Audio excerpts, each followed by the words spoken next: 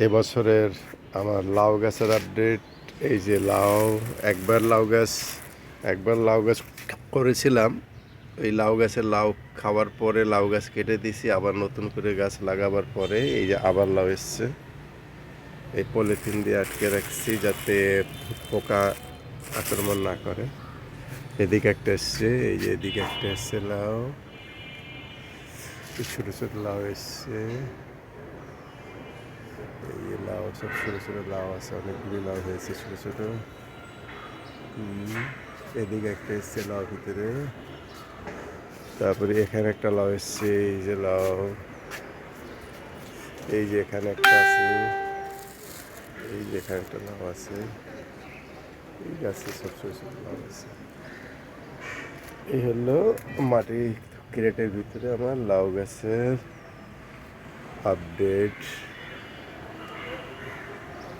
সাথে সাথে শিম আছে, নলডগা শিম আছে সাথে সাথে।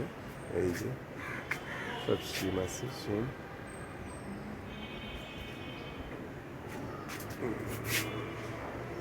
ছোট্ট একটা গাছ আছে।